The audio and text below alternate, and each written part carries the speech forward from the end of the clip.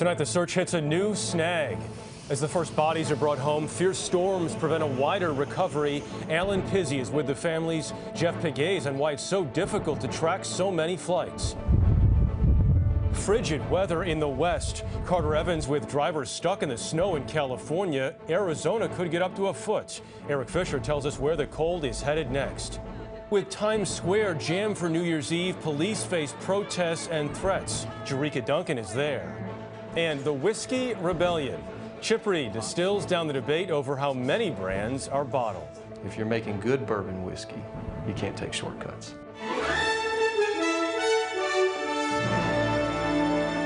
This is the CBS Evening News with Scott Pelley.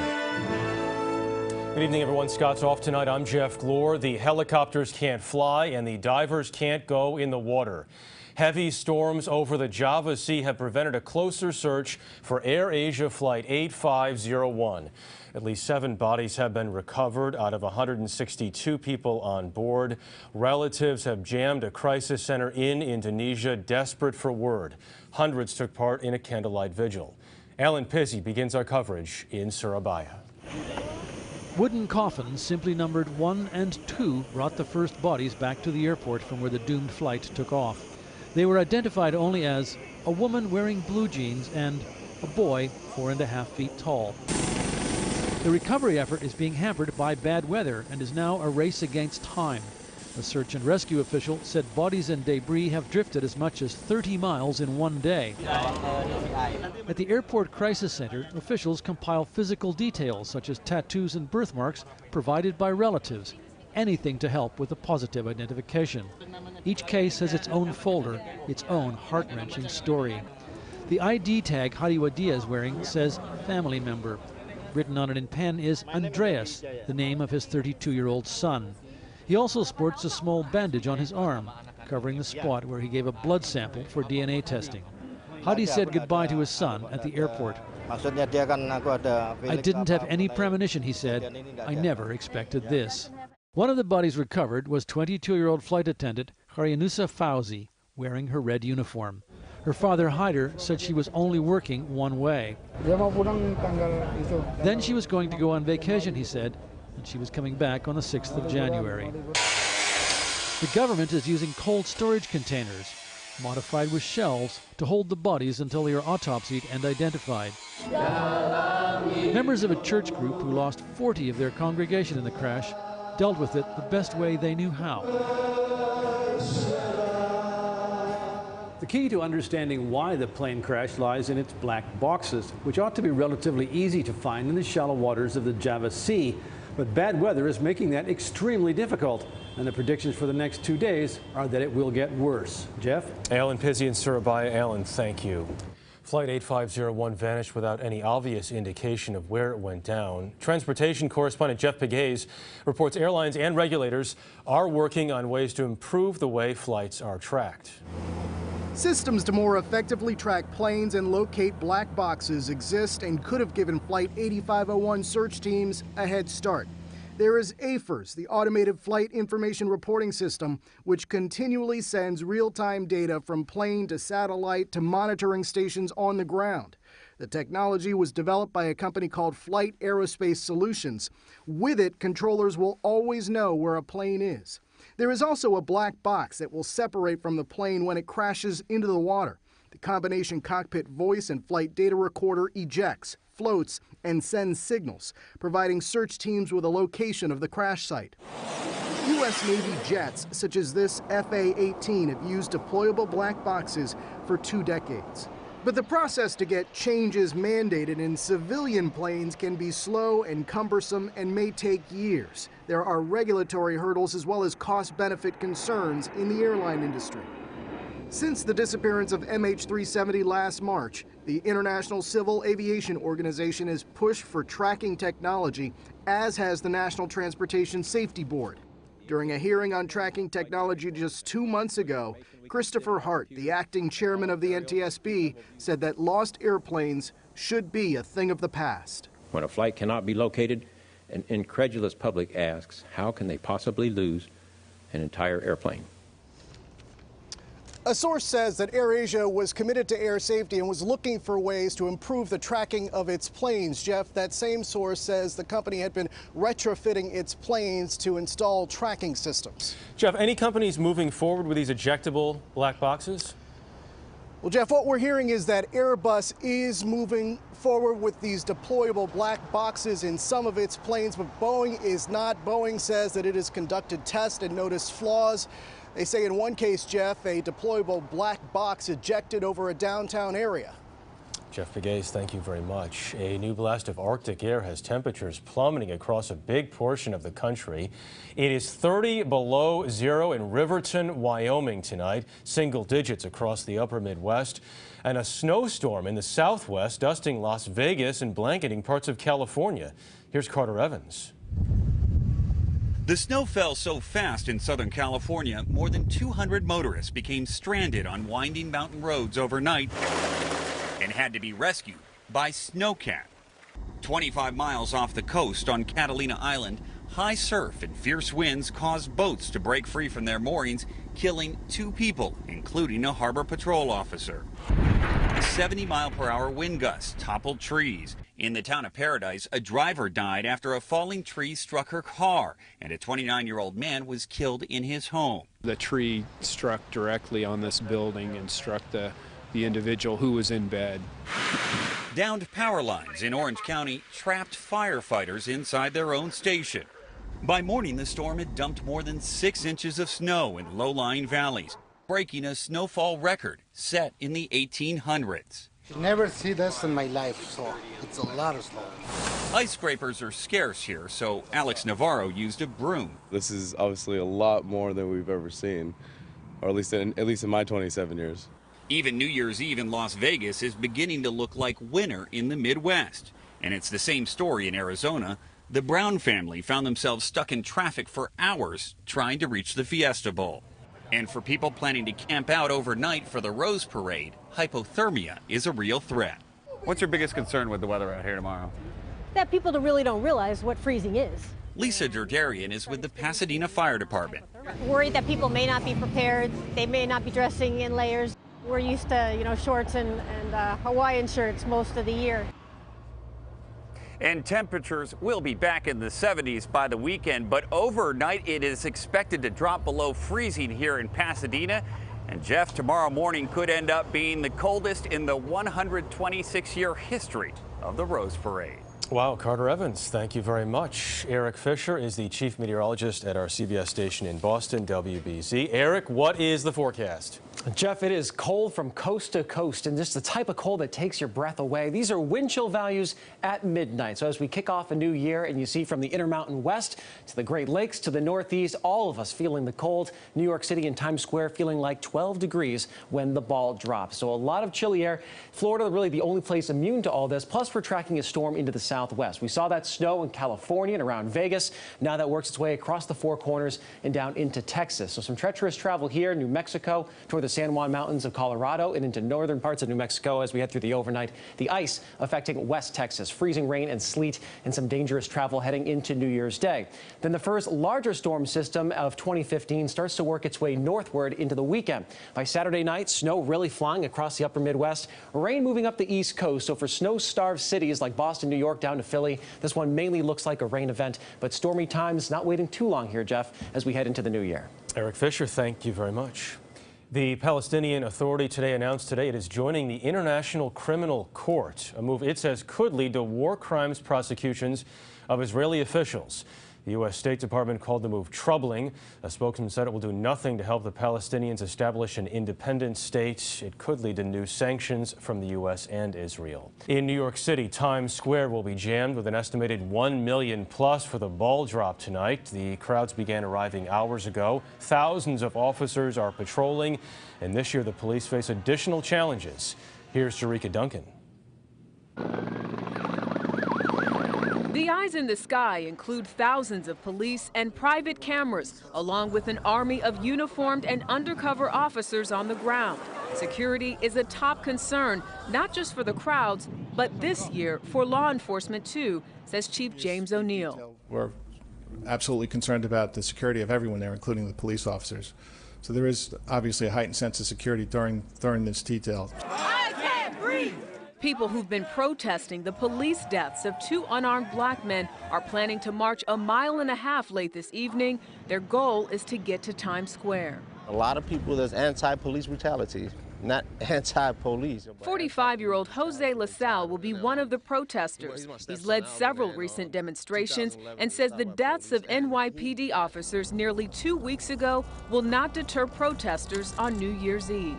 We just want to get the message across that we're not going to stop. We're going to continue making our voices heard. We're going to continue to fight, move forward until we get some type of justice. Since the fatal shootings of those 2 New York City cops, the department has investigated 70 threats against police that have led to 16 arrests. As the world tunes in to Times Square celebrations, the NYPD pledges to use every security measure available to keep revelers and themselves safe from harm, says Commissioner Bill Bratton. Any threat made against my office is going to be dealt with very quickly, very effectively, and we're not going to let any of them go by the board.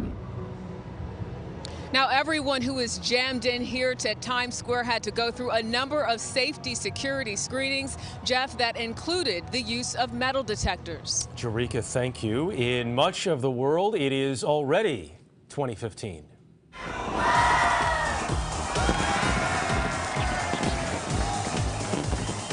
All right, this is Hong Kong, a huge fireworks show in Victoria Harbor. In Dubai, rockets lit up the sky over the world's tallest building.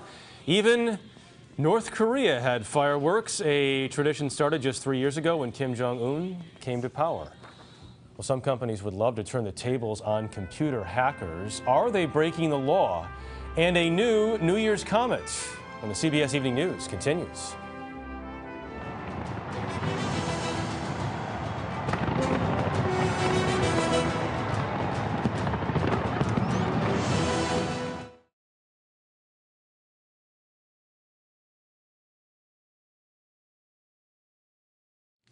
Oil prices continue their historic plunge, closing today at $53.27 a barrel for crude, an 85-cent drop since yesterday. A gallon of gas now averages $2.26. It has dropped for a record 97 consecutive days. AAA says Americans save $14 billion this year because of lower gas prices. The rally on Wall Street stalled today. The Dow fell 160 points. For the year, however, it rose 7.5%.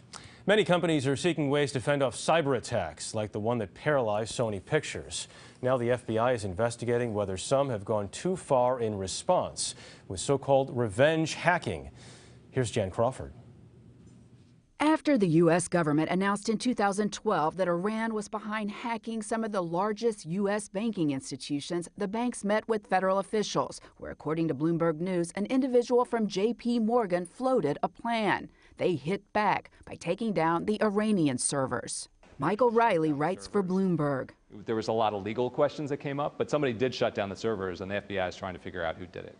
That's because under a 30-year-old federal law, U.S. companies cannot take any preemptive action. They can't access external computers to overload servers, retrieve stolen information, not even stop an impending attack. They're incredibly frustrated, they're incredibly vulnerable, and they are looking for other options, and some of those options may be going after the hackers. The financial incentive is high. In 2013, Target reported hackers compromised up to 40 million debit or credit card accounts and stole personal data from another 70 million customers, costing upwards of $350 million. A recent report by McAfee estimated that hacking costs the global economy up to $575 billion annually. Companies are under attack. Look at Sony, look at Target. They've been sued. Sony's being sued by their own employees, saying you should have done more to protect my data. Teresa Payton is CEO of the cybersecurity firm Fortalice. She says despite the pressure to strike back, there are dangers for companies engaging in cyber vigilantism. You could actually make a bad situation go from bad to a catastrophe. You have no idea what you could be taking offline in doing that. It could be an energy utility server. It could be a financial services server of a small community bank. You don't know. Now, Peyton told us that she hopes the FBI investigation will actually create a framework for companies that are facing these hacking threats and, Jeff, lead to more clear rules of engagement in today's digital age. Jan Crawford, thank you very much. A judge makes a ruling in a drug dispute that could save Alzheimer's patients a lot of money. That story is next.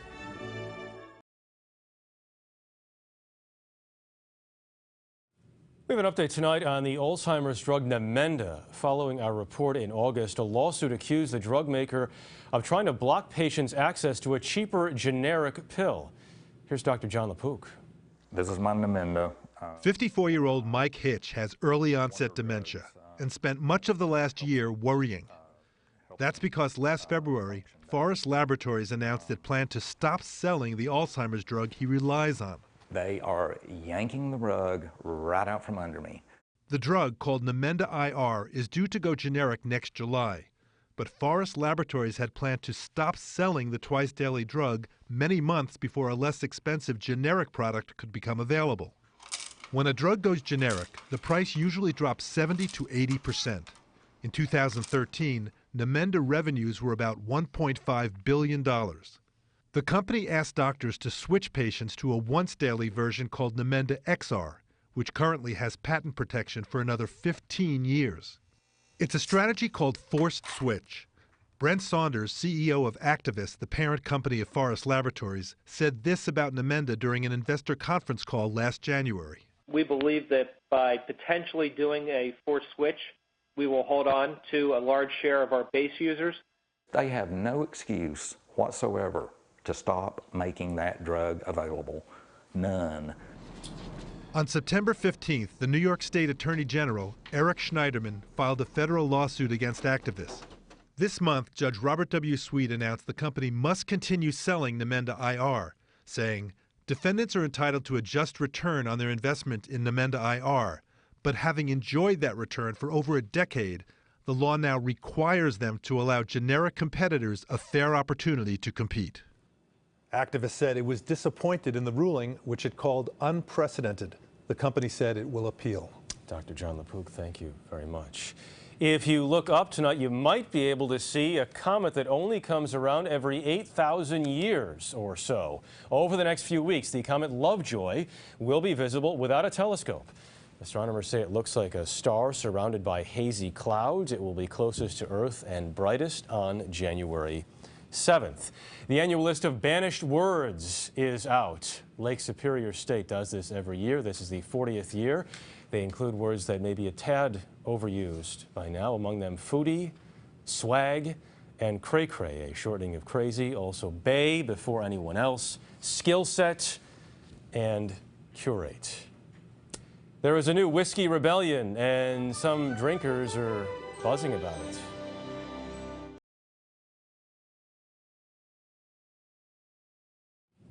Finally here tonight, you may have plans to ring in the new year with a glass of the good stuff. If you wonder where it comes from, the bottle might not be very helpful. Chip Reed explains. Whiskey is booming.